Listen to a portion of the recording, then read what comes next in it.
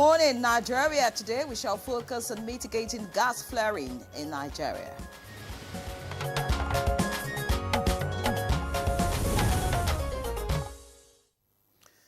All right, so let me start this way. If you've ever driven through parts of the Niger Delta, especially at night, chances are that you may have seen those massive red flames in the sky.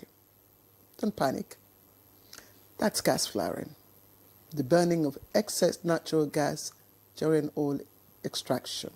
Did you say don't panic when you see that? You should panic because of, the consequences. Well, don't panic. It's not the end of the world. Okay. Oh, well, it's something Nigeria has been dealing with for decades. Yes, it looks dramatic, but the impact is not so pretty. Gas flaring contributes to climate change, pollution, and even acid rain. Oh, yes. You talk about acid rain and what it does to the health. Now, that's just one of the numerous health risks that gas flaring, can bring. Communities near those areas where gas are flared, exposed to toxic chemicals, meaning that higher cases of respiratory diseases, cancer, and other serious health issues will be rampant in those areas. Now let's talk money. Well, flaring gas worth billions of dollars every year. Gas that could be used to power homes, drive industries, or even be exported. All right, so let's put it very succinctly and in perspective. Nigeria flares about 211 million cubic meters of gas annually. That's money, literally going up in smoke. Today we're asking the big questions. How do we reduce this practice? What technologies can help? From gas capture systems to flare mitigation devices, the possibilities are there. And we'll also look at policies including the Nigerian Gas Flare Commercialization Programme and other efforts by the federal government designed to turn this waste into wealth. And the effort has been going on for quite a while. We've been talking about gas flaring. I'm sure you must have been hearing about gas flaring for over a decade now. So, brace up. I am Claire Adilabo Abdul Razak. Good morning, and we are not here just to read out the scripts.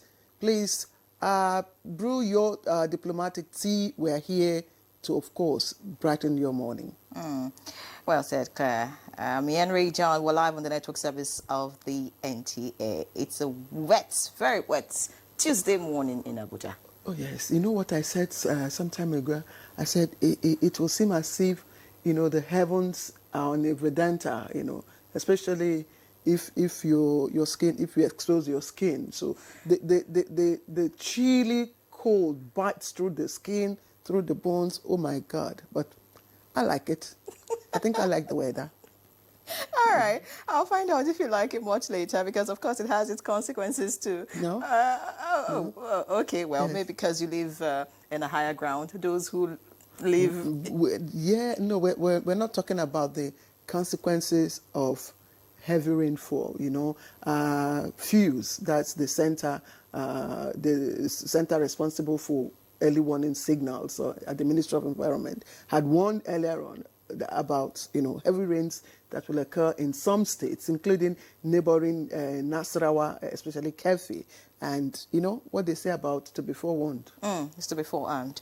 Well said. All right. So, good morning, Nigeria is going to be hitting you really hard this morning. Of course, we focus on gas flaring. So watching Good Morning Nigeria live on the network service of the NTA. And to begin our conversation this morning, which borders on mitigating gas flaring in Nigeria, let's take a look at this background report put together by our correspondent, Ibrahim Dan Hamidu. In a country rich in oil and gas reserves, billions of naira worth in natural gas is still going up in smoke. The practice is called gas flaring, and for decades, it has been a scar on Nigeria's energy landscape. Globally, gas flaring hit 151 billion cubic meters in 2024, the highest since 2007, releasing hundreds of millions of tons of climate-warming pollution. Nigeria alone accounted for about 7.5% of its associated gas being flared last year, despite laws and penalties to curb the practice. So why do countries flare gas? Often, it is simply cheaper to burn it than to capture, store, and transport it, especially from remote oil fields. For producers, it's a short-term cost decision. For nations, it's a long-term loss economically and environmentally. Here is how it works. When crude oil is extracted, it often comes mixed with natural gas, called associated gas. Without infrastructure to process it into LPG, LNG, or feedstock for power and petrochemicals, it is released and burned at the wellhead. Yet, that same gas, if captured, could power homes, feed industries, and boost GDP. Estimates show Nigeria loses over $1 billion annually through flaring. By comparison, a single gas-based project like the Brass Petrochemicals plant could bring in $1.5 billion a year in export revenue. There are signs of change. The Petroleum Industry Act and the Nigeria Gas Flare Commercialization Programme now mandate penalties for flaring and award licenses to companies that can harness flare gas for power, LPG, or export. NNPC joint ventures have cut routine flaring by over 90% in some fields. And in 2024, Nigeria licensed its first floating LNG facility to turn flared gas into domestic and export products. But the clock is ticking. Flaring is not just waste. It releases methane, which is 84 times more potent than carbon dioxide in trapping heat. It pollutes communities, destroys farmland, and damages ecosystems.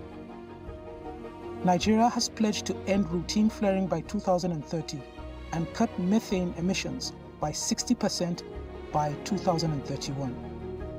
Delivering on those targets will require stronger infrastructure, tougher enforcement, and real partnership with communities. Today on Good Morning Nigeria, experts and those in the field will discuss mitigating gas flaring because of what Nigeria is losing, as well as her ecosystem. Fantastic breakdown, Ibrahim Danhamidu. Thank you. You've just made it simple for everyone to understand. We'll just get on with our conversation and then, look into the technicalities and see if we can make more sense of what is happening within that subsector. And so let me begin the introduction this morning. We have in our studio right here, Mr. Olabode Shomi, who is the CEO, Captree Limited, and member group of experts on gas, UNECE, Abuja. He's also chairman, Energy Transition, Nigerian Gas Association Consultant House Committee on Power. And we are glad to have you with us, Mr. Shomi. Thank you for coming. The pleasure is mine. And joining us via in our Port Harcourt studio, it's Dr. Shadrach A. Akoloku. Dr. Akoloku, it's good to see you. It's a long time. Dr. Akoloku is a legal practitioner, political economist with vast knowledge in development studies, water resources. He's versatile media guru and public intellectual. And I should also add that Dr. Shadrach is also a title holder in River State. He's a high chief. Dr. Akoloku, thank you very much once again, and it's good to see you.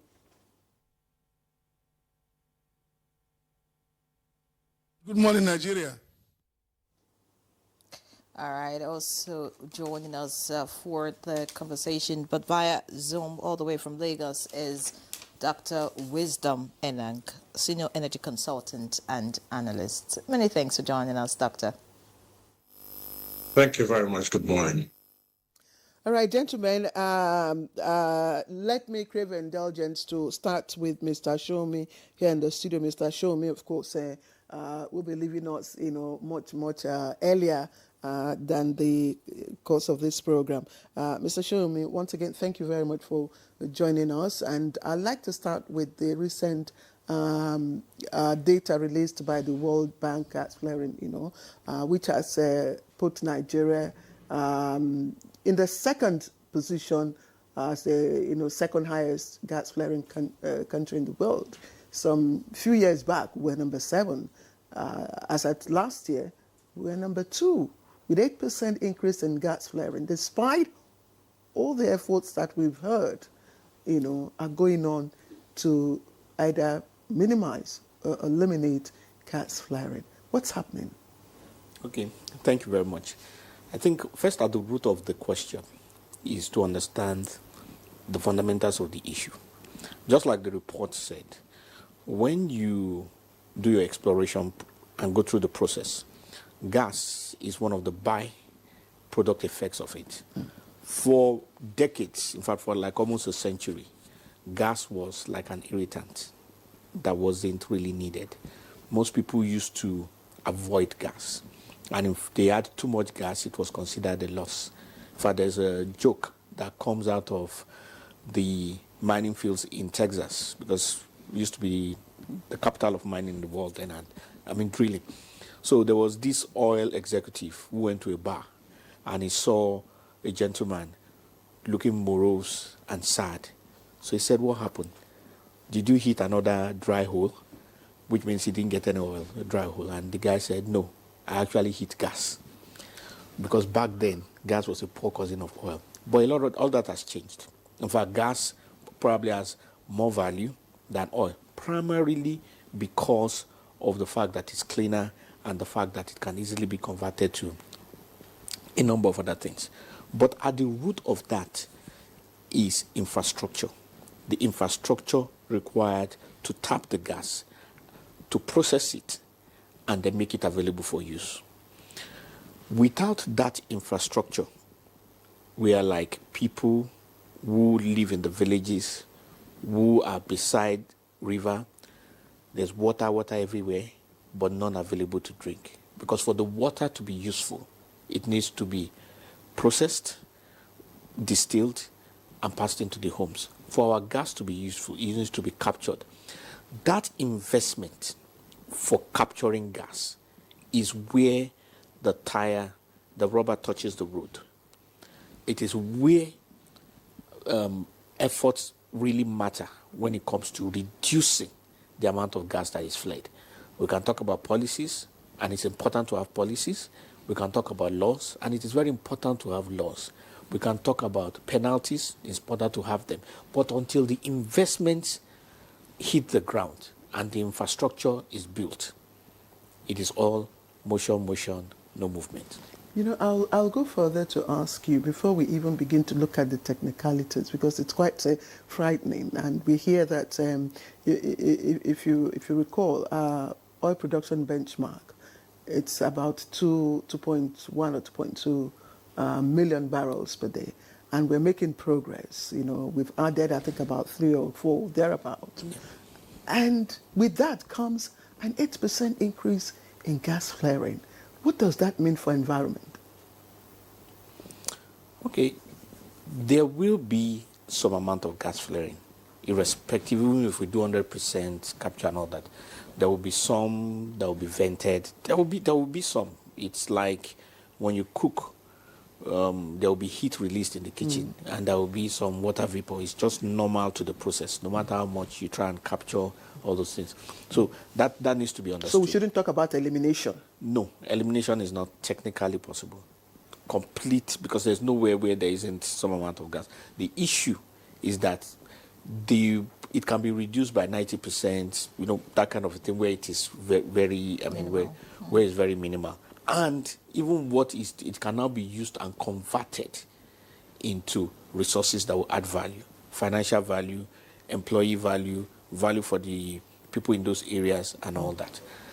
In terms of the environment, while it is true that it does contaminate the environment, while it is true that it does release methane, and methane in terms of the greenhouse gases is very high up there and all that, but it is also true that we need to not overbeat ourselves with respect to all of this, primarily because even in the energy transition process, there's something that is called the just energy transition, which means basically that we have to compare the amount of gas we have released in the atmosphere over the decades versus the amount that those who are emitting less are emitting. Because when it comes to development, industrialization, there are things that come out of it. One of it is all these gases. So China has industrialized, Europe has industrialized, the Americas have industrialized. Yes, they can now preach limited gas. Cleaner energy. But do we want to do clean energy at the expense of industrialization? That's also another question. But that's a totally different debate. So the key issue we're talking about is mitigating gas flare. So the point, like I've said, at the end of the day is that there must be the investment, and it is in billions of dollars. So ultimately, what are you telling us? Now, if we continue to hit our production benchmark, yes, it will mean there'll be more flaring. I mean, I wouldn't expect it to, because except it is old infrastructure. With the PIA, the law requires that anybody who is drilling new wells has to make a plan for how do we utilize the gas. But it's not working. I mean, those are old plants. So those are processes that have been built before the PIA. Don't forget that at the moment, what has happened is that if we check during the era of President Jonathan, I think we were producing close to 2.5 thereabouts. million barrels per day. The main reason why it dropped to just about 1 million barrels per day in the last administration was because of the vandalization, the unrest in the middle, in the Niger Delta and all spills, that. You name it. Internally generated issues. So some of all those issues are being removed at the moment. So as soon as they are eliminated out of it, definitely they will hit that benchmark, because the infrastructure for that 2.5 million barrels exists. So as the measurement started, I think the measurement for comparison started when it was just about 1 million barrels per day. So as we continue to produce, and because those assets do not have gas absorption infrastructure, there will be more gas released into the atmosphere. But it is important to note that the other side of it will be, should we reduce our income as a nation, or because we want to reduce gas flare, or do we take the gas flare and make the money for new assets that will not capture the gas? So it's a chicken and egg situation. Okay, many thanks, Mr. Shomi. Well, from what you've said, we have to choose, between being industrialized and then dealing with the gas later. But can't we do both at the same time? That's what a lot of experts are asking. Can't we? Yes, we can do both at the same time. It just will cost money. Okay, now let's get to Dr. Akoloku now, who joins us from Port Harcourt. Having listened to Shomi and, of course, our background report, try to talk about the impact of gas flaring. But I want you to break it down so it can be simple for, the layman watching at this point, really, what gas flaring is doing to us as a people. And then speak about the targets that Nigeria has set. I know that there are targets as to how Nigeria wants to end routine gas flaring. How realistic are these deadlines?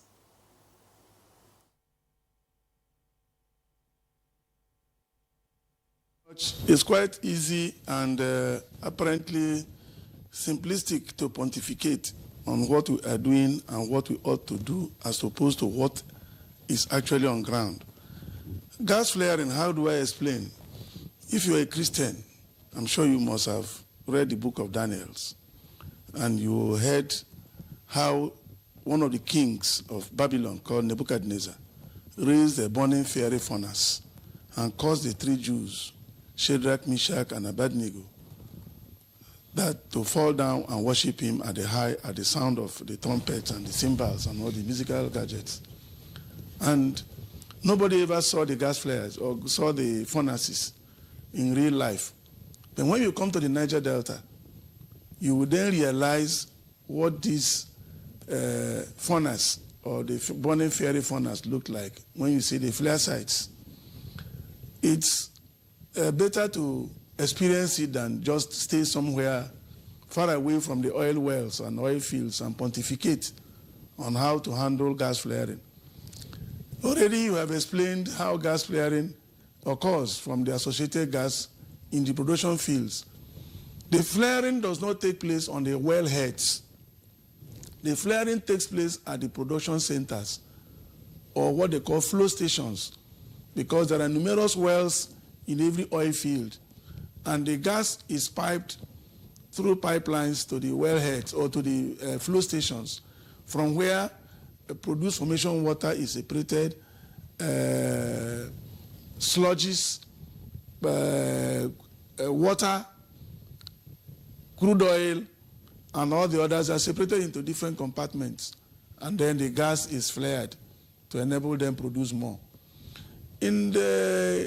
Gas flaring has been a problem since the 1970s, especially 1970, when our production shot up. Now, if you come to my place, Obebe Mandoni local government, if you are traveling from Port Harcourt Airport towards Ibocha, or towards Oblikom, or even towards Obogun or Bagi, you will see these towers of hell still gushing out flares of gas. I do not know when these towers, some of them measure up to 30, 40 meters high in the sky. They don't respect rainfall. They don't respect sunshine. They just burn. Since 1970, these flares have remained. They've not been lowered. In 1984-85, the then head of state, General Muhammad Buhari, of blessed memory now, came to Omok to commission the first gas reinjection plant, where the then Nigerian Egypt Oil Company reinjected the gas into the subsoil to improve the reservoir of gas. Ever since, we're no longer talking about gas reinjection. Of course, technology has come up, has moved up, and we are now talking about gas utilization. Yes, we can utilize gas in many ways. We can liquefy, we can transport, we can generate more electric energy. The question is, why are we ranking second as the most notorious country in gas flaring? There are others who produce more gas. Venezuela produces more, Saudi Arabia produces, Iran produces, even our neighbor here, Gabon, yet they are utilizing their gas resources. But sometimes our people, there's a problem of distinction between those who are the point of policy and then those who are the receiving end. Gas flaring makes difficult the problem of climate change. And climate change has come. Yes, we need to improve our production quota. We need to improve our earning capacity. But are we improving on the environmental regeneration? Are we improving on environmental control? Are we improving on environmental sustainability? Are we improving on livelihoods of those who sit and are victims of flares? Of course, so for some in the oil fields, oil wells, or the impacted areas, the problem becomes more complicated when not only that the gas is flared with methane in the atmosphere, even the droplets around the wellheads and flow stations and pipelines and oil facilities, including borrow pits, become victims of flooding. This is August. In a few weeks' time, the flood waters of the river Niger will inundate the lower Niger and wash away all the dangerous chemicals, sulfuric acid, fluoride, lead, and all the things that contaminate both the aquifer and the surface waters. And they now wash away into forest lands and environmental areas. Yet we keep pontificating about need to increase investment in. We are just going around in circles. If we improve, if we're determined, Nigeria cannot be a country of darkness. We have enough gas that can power our gas stations, our power generating installations. I recall that during the time of Obasanjo, following what the then governor of Rivers State did, Dr. Peter Odili, by creating the gas, the Omok gas project, independent power project, the federal government under Obasanjo, when he saw what happened, decided to create 7 new national independent power projects. Where are we today? Those 7 new independent power projects were to utilize gas from the numerous oil and gas fields. But today, I do not know how much they are generating. There was Olorun Sogo, there was Omotosho, there was Omok, there was Ebema, there was Aloji, there was the one in Cross River. Odupane, what are they, Uborodu? Where are they today? Are they generating electricity from gas flares? It's good to encourage Nigeria and Nigerians. It's not always good to read the book of lamentation and cry about inaction, cry about environmental devastation. But we are aware that climate change is a reality that is confronting all of us. Nations are signing the Paris Agreement, they are breaching the Kyoto Protocol, and all that. And all kinds of international agreements which Nigeria has voluntarily entered into. Yet, when it comes to the home front, we do less and less of it. Unpacked a whole lot of issues that I doubt if we can exhaust all of them if we begin to take them one after the other. But please just take a breather. We'll come back to you in Port Harcourt. Let me bring in Dr. Enang into this conversation.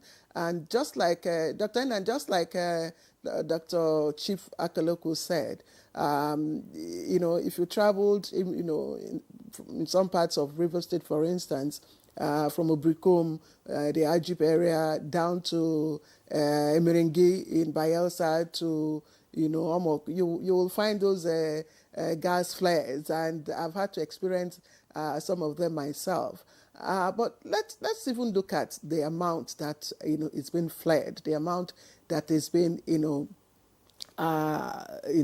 put out in the public now. Do we really know the amount of gas that is being flared at the moment? How are we determining? Because we've had conversations around this area, and there were issues about discrepancies in the number that is being put in the public, either from the NNPC or from even the clusters and all that. How are we determining the amount of gas flared? Is what we have today, is it the actual amount, or do we have hidden figures that we are not aware?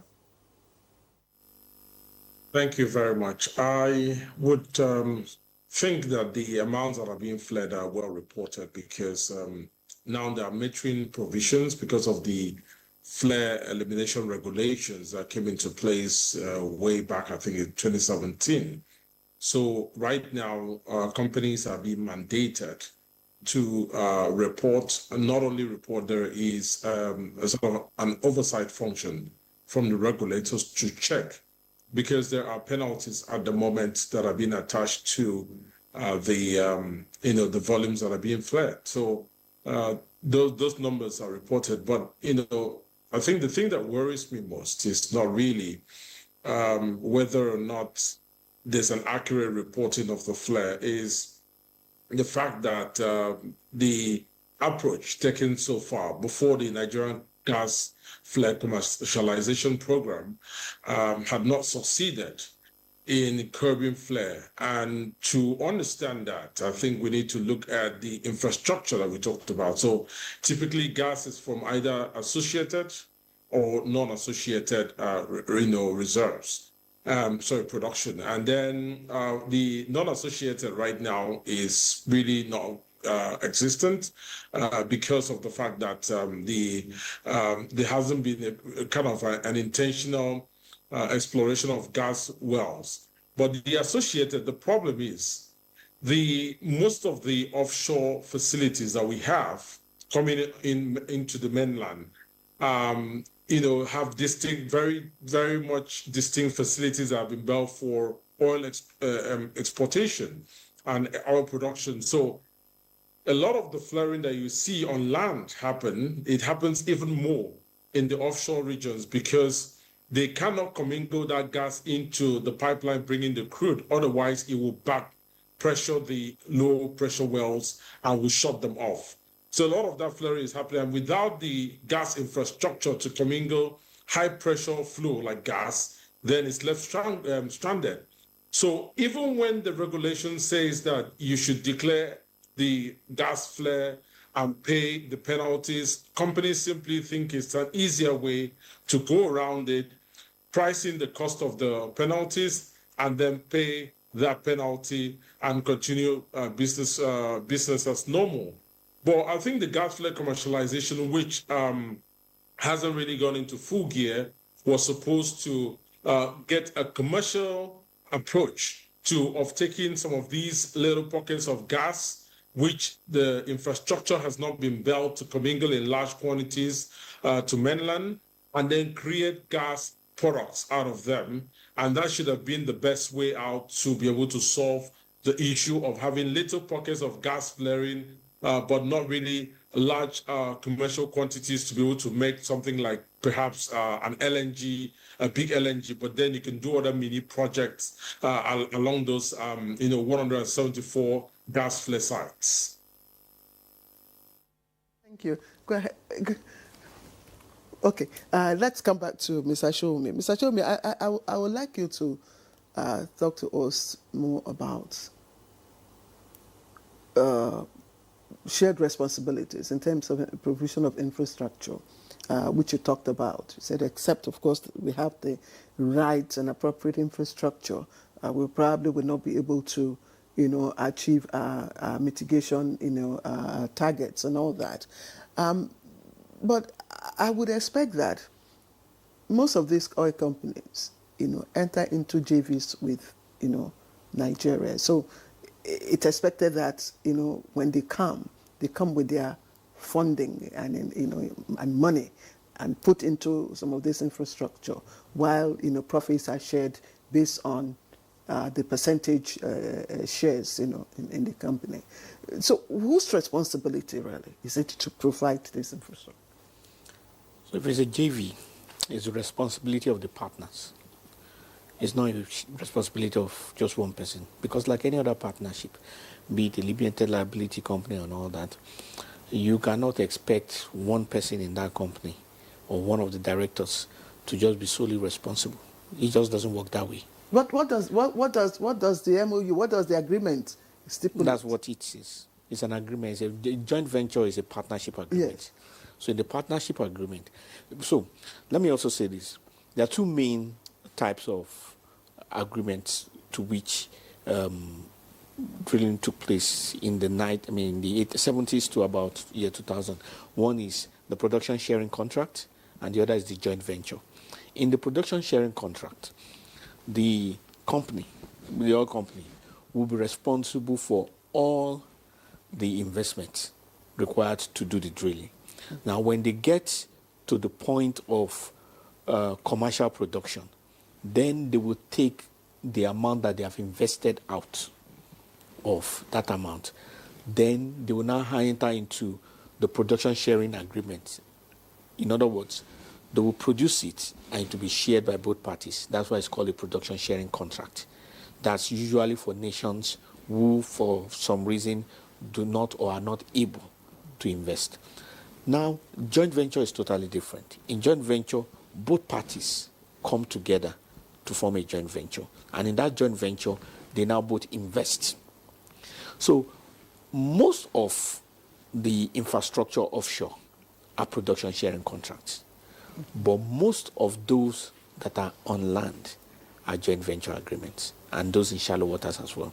So, it's the holding company, which is a combination of both the IOC and the NNPCL, which represents Nigeria, that is now responsible for investing in that infrastructure.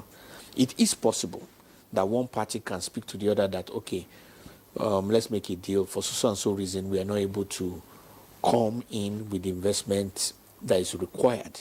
Okay, you make all the investments, but then, of course, there will be implication at the time of profit, because you cannot expect. So they will now say, okay, as a result, we have to alter this, we have to do this, we want concessions for this, for a number of years. There are a number of things that can take place.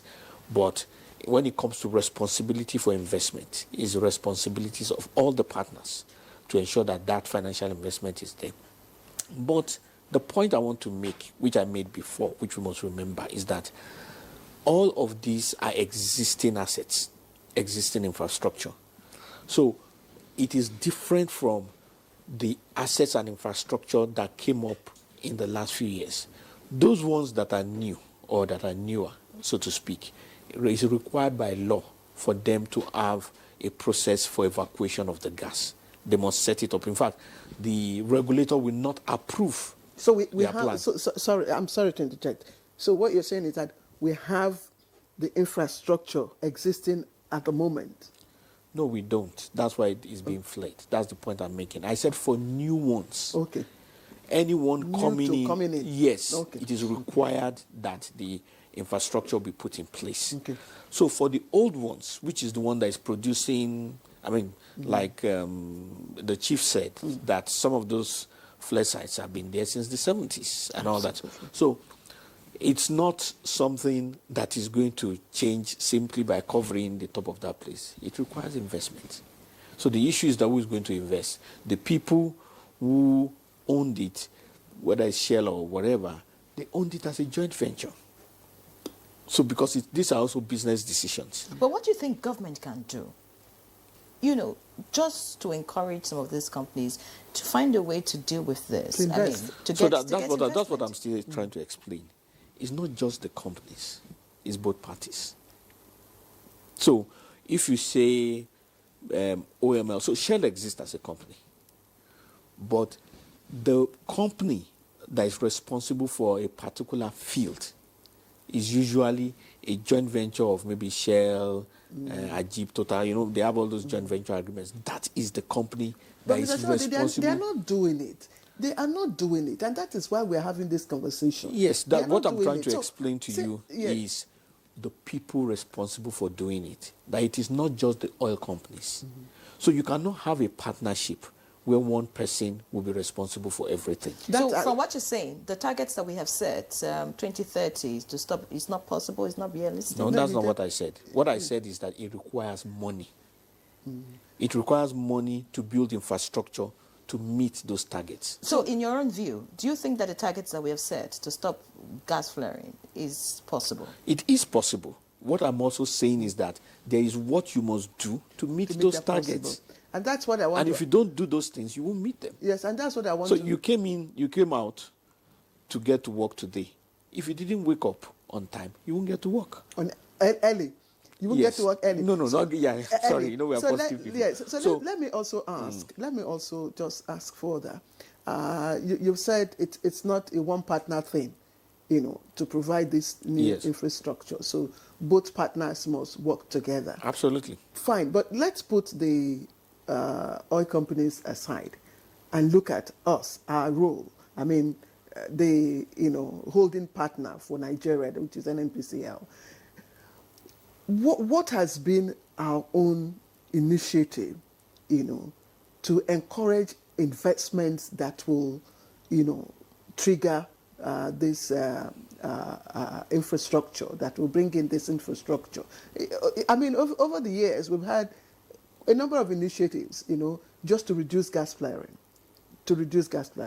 I remember there was a time the federal government came up with this policy of, I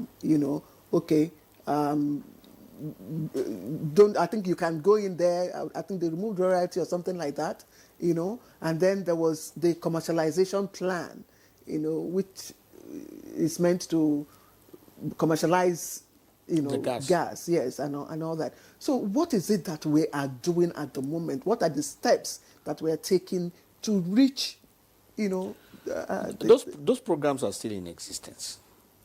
Absolutely. But what we must also remember is that the PIA has come in to change the whole game. That's the Petroleum Industry Act. Policies are great, like I said.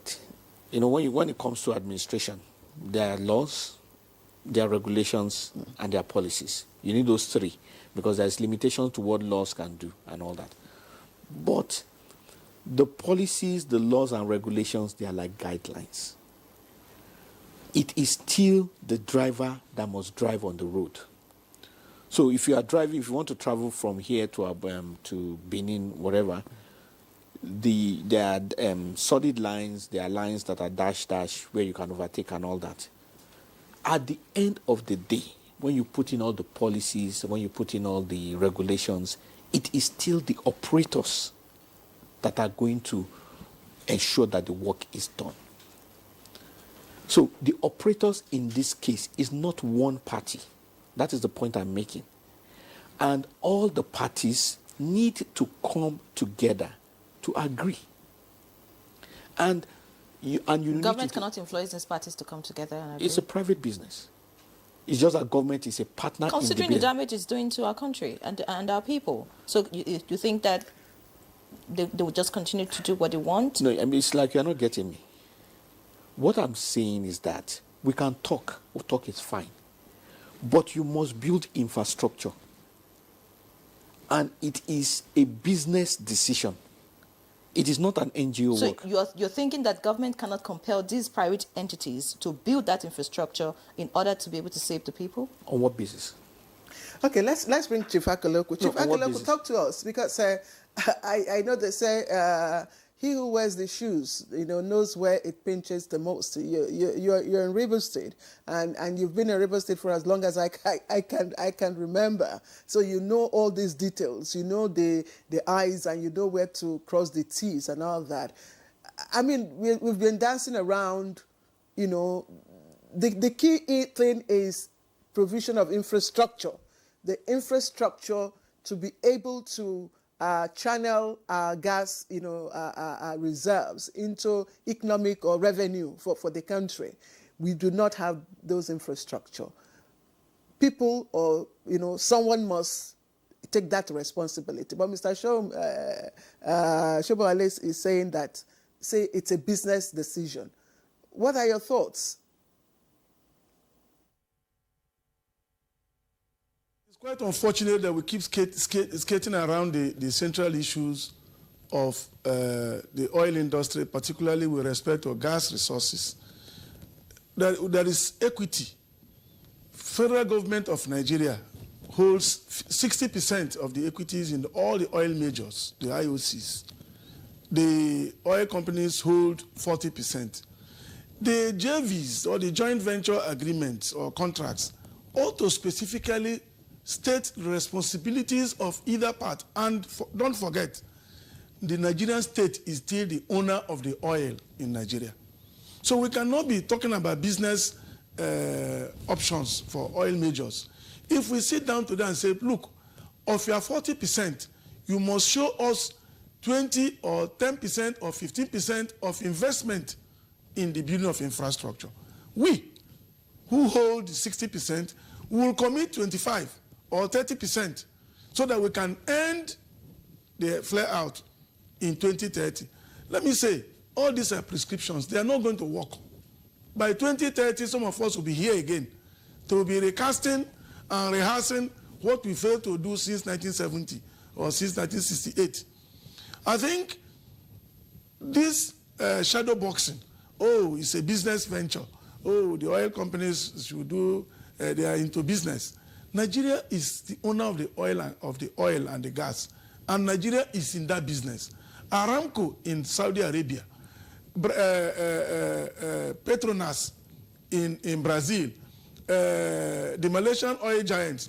These are people who have now taken control of oil resources in their countries, and they have gone out. Even Norway, to be the drivers of the investment decisions in the oil industry.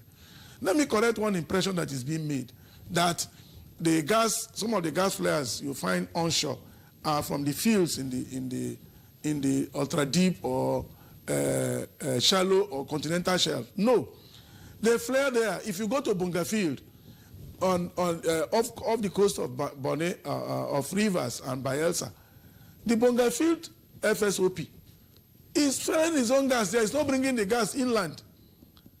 But the point we are making is that even the onshore operations have not abated. And we keep shifting the goalpost, proposing new rules, new policies, encouraging the partners who are in business. papering over the issues as they are, as they were. If you recall, if you take a firm decision, look, you must invest in gas reinjection, or you must invest in XYZ kilometers of gas pipeline or power generation, and we give you this limit or else we will revoke your license. Because we're not serious about taking decisions in the petroleum industry. That's where we have the challenges we have. NNPCL is now, it's a limited liability company. They are the moderators. They are still the ones representing the Nigerian government or the Nigerian state in the petroleum industry. The oil majors, IOCs as you call them, they are in business. And you still have more of the crude and gas from the onshore operations. The offshore operations, no problem. It's the same problem we have had with respect to refining. We've not compelled oil companies to refine even their own 40% in Nigeria.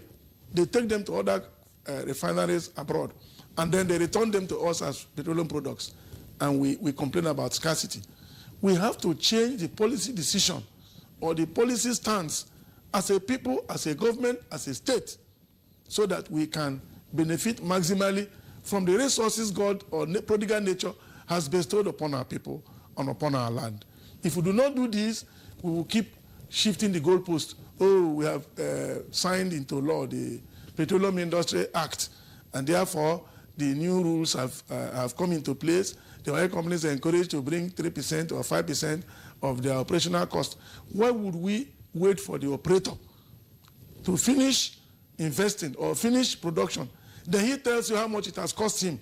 You don't even do a proper audit of actually what it costs him to produce one barrel of crude oil or 1 cubic meter of gas or 10 cubic meters of gas. We're still at their mercy to tell us what they are producing, and then, of course, they take off the charge, what they call production cost on first line charge, and they remove it. Whatever they declare to us, we are happy. So we are still a rentier state, depending on rent and royalties from oil majors. Why don't we copy what others are doing elsewhere? Aramco has been so cited all over the world for being a model production company. We have cited the countries who are doing well with their oil resources. With this idea that the determinants of policy are somewhere else, they should come to the Niger Delta and see what it feels. Come to Lubobri or Oboimbri in Bayelsa and see the sky burning 24/7. Come to Boni or Alakiri. All right, many thanks, Dr. Akoloku. Of course, you are the best person to paint the picture of what it looks like really. Well, you mentioned the PIA, and that's why I want to ask Dr. Enang. Do you think that the PIA is playing its role in driving flare reduction? Or you think that we should come up with other policies to deal with this issue?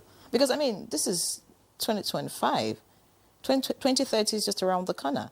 So if I heard Mr. Shomi correctly, it looks like we've not even started. So how are we going to get there in 2030? Thank you. The PIA itself, as Mr. Shomi said, has just come on board, and for the most part, we're going to see much of that effect on new assets going forward. But for the old assets, it's going to be a mix of the command and control method using the law and a commercial method.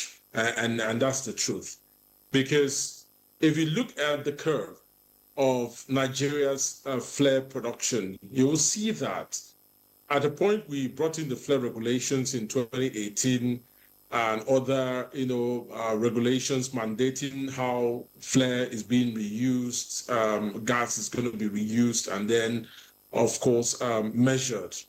There was some sort of decline in the flare production. It did go down, but then it has come up again. What does that show you? In the first instance, that shows us that there is a limitation to which you can actually achieve flare reduction just using laws and punitive actions. It just means that there needs to be another approach to it. So the law of diminishing returns in economics have come into play here. So that was, I think, one of the things that the government saw come in which happened in 2019. They came up with the flare, commercialization program. However, the issue that we're having at the moment is that program has not taken off steam. I mean, I come from Akwa Ibom State where a number of flare sites subsist, and I haven't quite seen, some of those companies undertaking projects there. So it would take a commercial approach to be able to take off those flare sites, whilst the PIA will be most effective for new production going forward. Thank you very much, Dr. Enang. Let's come back here again and bring in Mr. Shomi into our conversation. and you're smiling. And I think it was a few years ago we had this conversation, and one of our guests, spoke about how Nigerians attend international conferences, on climate change. And of course, when we go there, we go cap in hand, begging for compensations or support, to reduce our emission. And in one of those COP summits, Nigeria made her nationally determined contribution of 20% emission reduction.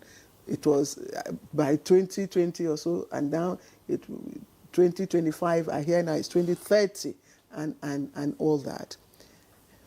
But we are the ones bearing the brunt. Today we are the highest contributor in terms of gas flaring. Well, second highest. So we are bearing, the brunt, even more than the West. Is there any, maybe as your pattern in response, is there any emergency response, to achieving our target? I use the word emergency because right now you have said it's business, it's a business choice, but let us not go business as usual. Let's look at it. I'll explain both. I did 2 courses in the university on atmospheric physics. I read engineering physics from IFE. So I think I understand a bit about the atmosphere and all those things, and stratosphere, all the and at least the science of it. Please carry us along because we didn't do physics. at least the science of it. Mm-hmm. In terms of the people that are impacted by climate change, it is not us. It is those in the colder regions. There's not been anything that's affected the weather. There's not been anything and all that. So I don't think Chief Akoloko will agree with you. He doesn't have to. I'm talking science. No, that's not. Let's talk reality. Hold on. Have you gone to the Niger Delta? Except you are saying science is not real. Have you gone to the Niger Delta? I have. This is my there? business. Madam, can you just let me talk? Yeah. Except you don't want my contribution, which I can keep quiet. No, we're just having a conversation. I am talking about facts. In terms of, you see, when they say the ozone layer is depleting, what they are basically saying is that the oxygen, ozone is an allotrope of oxygen. In other words, it's a different form of oxygen. Now, when these greenhouse gases go, and it covers the atmosphere, it protects us from the harmful rays from the sun and a number of all those things. So when the gases go into the air, they heat that ozone and convert it to oxygen. So there's more and it doesn't do the work of the oxygen there. The parts that are most affected are not here. Number 2 is that when you look at the global contribution to all these gases, the whole of Africa contributes less than 2%. The whole of Africa. And Nigeria is not even the worst. The mines in South Africa produce almost 10 times what we contribute. So we need to first look at facts and put things in perspective. Otherwise, we're just going to use reports from CNN or any other ways to make our reality. You need to see what is produced in China. You need to see what is even produced in current day US and all that. But that is besides the point. The point is that we need to first understand our own position from a position of facts and not from a position of fairy tales and sentiments. Simply because you have seen one oil well, an oil field, does not mean there are not thousands of oil fields all over the world. In fact, if not millions. So you need to keep things in perspective. That is that. Number two, he said something, which is the reality. He said you can compel your business partner to put in a percentage of money for the infrastructure when you have put yours. So he said that they can make the oil companies put in maybe 20%, then Nigeria puts in 25%. Will Nigeria do that? Because it is a total different thing. One of the things you must know as a reality today is what is called the cash call issues. Which means that cash call means that there is a call on the partners of the joint venture to put in cash for the running of the business. The IOCs put in their cash, NNPC is owing. That is even operations. I'm not talking about this, it's just operations. Now, the person who has not put in money for operations, is that the person that is going to put in money for investment? Because operations is totally different. So the point I'm trying to make in all of this is that sometimes we need to first know our own reality before making demands. And that's what I didn't want to go into all of this. That's why I was just saying that the issue is just that we need to build infrastructure. Those that need to decide that we should build infrastructure, they make those decisions. Once we build the infrastructures, there will be no gas flaring. If you have a river, and people are dying of waterborne diseases, all you need to do is build in a water purification plant. If you don't build that water purification plant, they can even put death by hanging. Just before you go, you are Chairman Energy Transition, Nigerian Gas Association.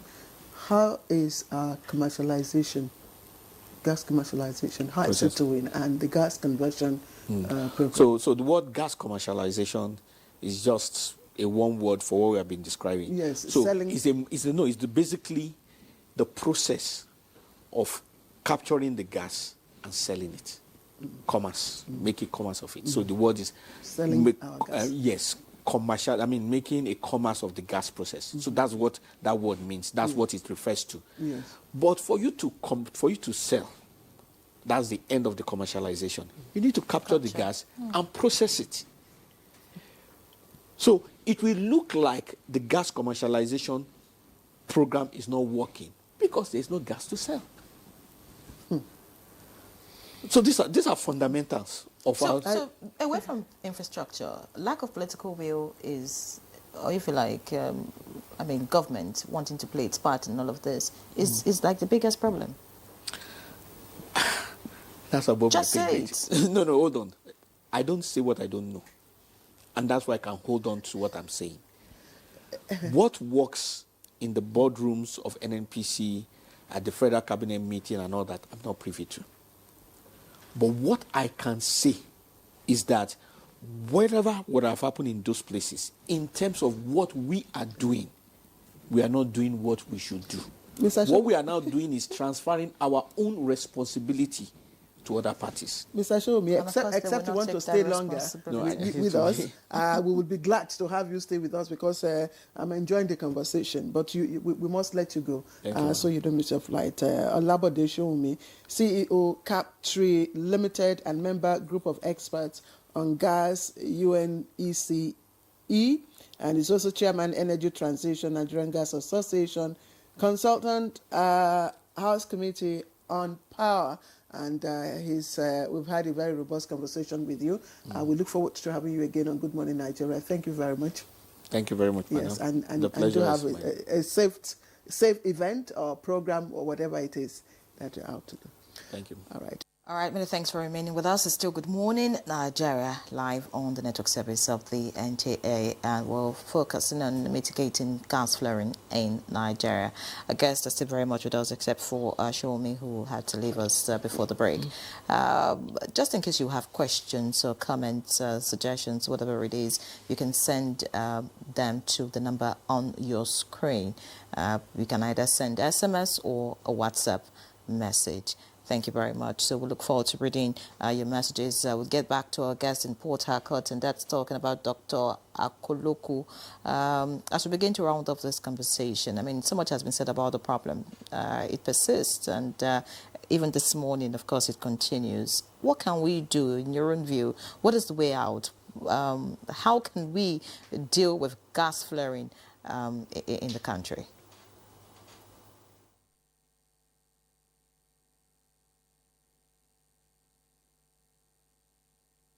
For us to be able to solve the gas flaring problem, I think it's got to mainly start from an attitudinal change. I mean, we need to take ownership and understand the impact of gas flaring on the environment. Although Mr. Shawumi would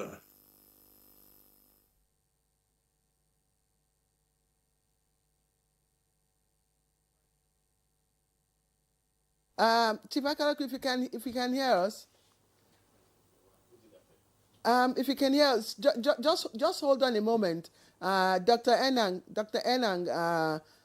is actually on the floor.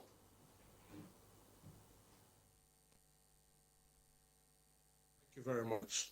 So for us to tackle the gas flare problem, as I said, it's going to be a mix and match of actually taking responsibility, starting from enforcement of the policies, making sure that the new facilities that we're going to bring on stream, I mean, we have about 220, assets that are going to go into auction very, very soon, that those that are coming under the PIA are, kind of adhering to the gas flare reduction policies of the PIA. And then we also need to fast track the gas flare commercialization program. Now, the problem with the gas flare commercialization program is this. Gas licenses were given out, but the problem is enforcement to make sure that the projects promised have actually come into fruition.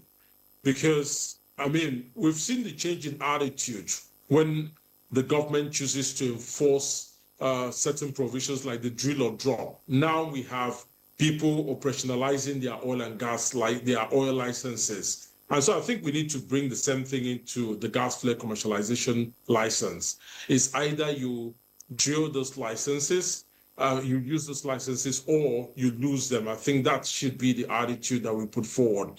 And then the other thing is going to be looking at intensifying the reusing most of these gases on site. I think that needs to really be thought about. Gas for power solutions to power the assets, and also for reinjection purposes. I think there needs to be a deeper plan on how to reutilize this gas on sites.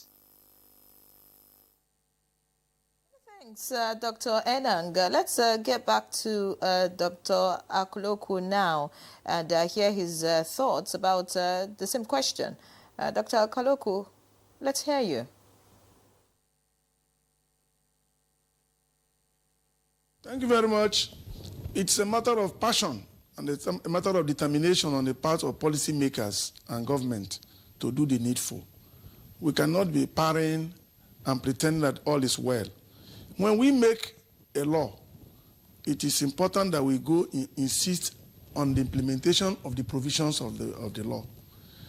Gas flaring it has become a challenge to the people of the Niger Delta, and the intensity has not mellowed, has not come down. We'll insist and we'll plead with government to have a review, a rethink, so that those who are at the helm of affairs in the commanding heights of the oil industry, whether from NNPCL or from the IOCs, government should give effective directive that looks, this is what we want to achieve in the year 2030, and insist on implementation, adherence to the rules. Otherwise, if we keep prescribing, we keep peppering, there is a distinction between declaratory policies and implementing policies. At the end of the day, what is the result? I was about addressing the issue of climate change, where somebody said, before I was asked to redirect my thought, climate change is affecting all of us. We who live in the coastal regions, I'm sure you heard that a meeting was held a few days back of the coastal communities, the coastal states, and the impact of mean sea level rise and global warming. The same is applicable to the migrations that are happening around the Lake Chad.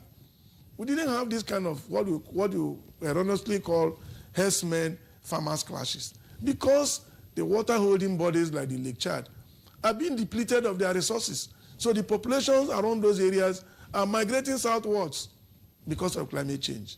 Now you come to the issue of gas flaring. Nigerian government has to take decisive action to say this is what we want, and we insist that gas flaring has a terminal date. You may not eliminate it completely, but the way we are going, nothing has changed between 1970 and 2025 with those flare sites. If we do not do so, poverty will not be reduced, because we can increase our generating capacity in terms of electricity by creating micro-powered centers, generating centers that will utilize the gas for generating electricity, for even producing fertilizer for agricultural purposes. These are all possibilities. But we only look at the sale of crude oil or the sale of liquefied gas through NLNG or through the various gas utilization companies. If you grant license to somebody, call him and say, how far have you implemented the rules of the engagement? If you do not, we'll review the contract and possibly revoke. So to say, oh, government is no, this is a business, our business partners and ourselves will have to agree on what to contribute. We are contributing practically nothing to effectively change our condition as people who produce huge quantities of gas, most of which is flared. Over 185 trillion cubic meters of gas here in the Niger Delta. Some areas maybe there are future finds, but what we're saying is government policy, government must take a decision the way other countries have done it. We are not the largest crude oil and gas producers, yet we are the second largest countries as victims of gas flaring. Why can't we change that if we have a decision to make? All I'm saying, those in the commanding heights of the NNPCL should change their attitude towards government policies and call the oil companies and the oil majors to order. They will obey, because they obey similar things in their own operating area. Shell, for instance, ExxonMobil, Total Energies, any group, they operate in other parts of the world. They obey the laws of those countries. Nigeria has to take a decision to insist that its laws must be obeyed so that gas flaring can be contained, and then we'll convert this adversity into advantage for our people, and poverty will be reduced. Dr. Akoloko, thank you for the points that you have raised. I hope we do the few minutes that we have, we'll probably look into some of those laws, especially the pollution penalty law that's been increased, I think maybe between $2 and $3. We'll see if that's stringent enough to deter, and then we'll also look at the commercialization program, how it's going. But let's take we have messages coming in. This is from Tamba Fabian, and he sent in his message from Jos, and he says Nigeria can significantly reduce gas flaring by tightening enforcement, building gas capture infrastructure, incentivizing gas use in power and industry, leveraging carbon financing. This, he says, would not only cut greenhouse gas emissions, but also improve energy supply, create jobs, and increase government revenue. Thank you, Fabian from Jos. All right, we have another one here. It says, good morning to everyone in the studio. I think the PIA is the issue here. And with their actions, we cannot achieve the 2030 goal. Because how can you make a law for new players and give free pass to old players? I think all players, both old and new, should be under the flaring law and must be mandated with a time frame to act or their license will be revoked because the resources belongs to Nigeria and not these companies. NNPC and the federal government should stand up and take charge. Coming from Lloyd in Lagos. All right, let's quickly bring in Dr. Wisdom Enang again, into our conversation. Dr. Enang, please talk to us about, this commercialization plan. We know that government is taking measures, to reduce gas flaring, and commercialization is one of those plans.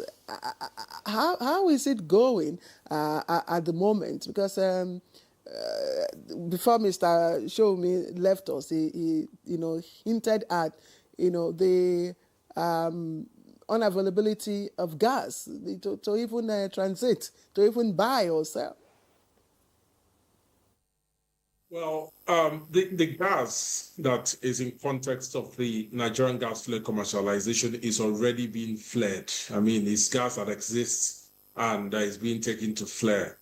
Now, whether the contention that exists may be whether or not that gas is available for offtake of third party, in which that was actually what the program was designed for, having third parties offtake that gas, use the technology that they feel we're going to give them the best, returns on their investment, and then propose a project for which they will use each of those gas flare points to implement and then get some financial value. But the contention, just to contextualize what Mr. Shomi must have tried to mean, would be whether or not the host company that has this flare site actually have plans for the flare themselves, or whether they're available ultimately for the third-party companies. But as far as I'm aware, the program started, I think, in 2019. It has gone forward, I think it was last year or thereabout that the licenses were eventually issued. But a few problems that I have with the approach is this. It's taking very slow. Of course, it does not in any way, it doesn't in any way take into cognizance the urgency of the matter. First, that we need to industrialize using gas, and secondly, of course, that we need to get cleaner environment.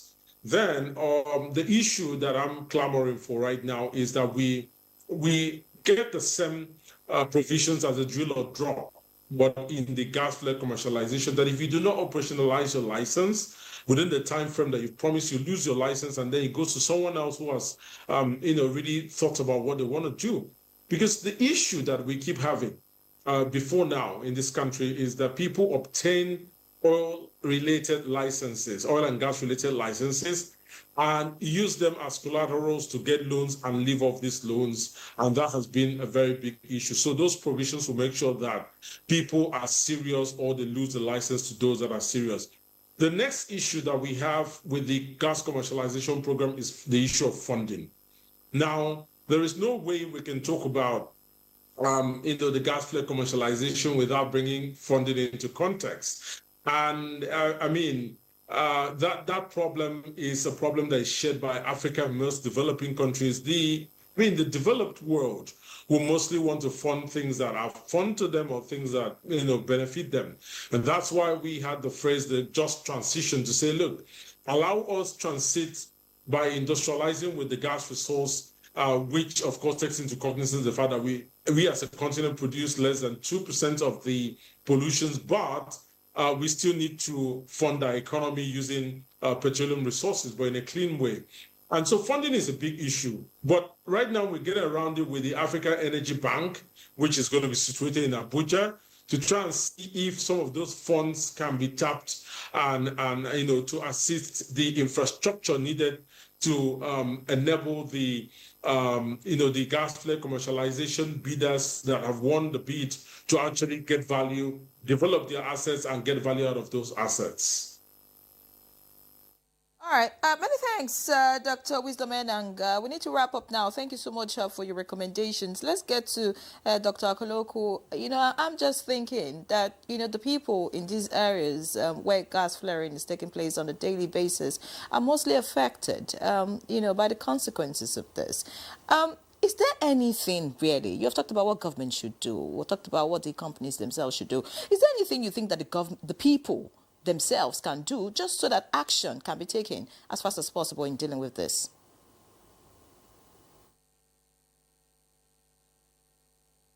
Difficult, because the laws are skewed against the people. The laws favor the makers of the law and the inclusive government, which is the federal government.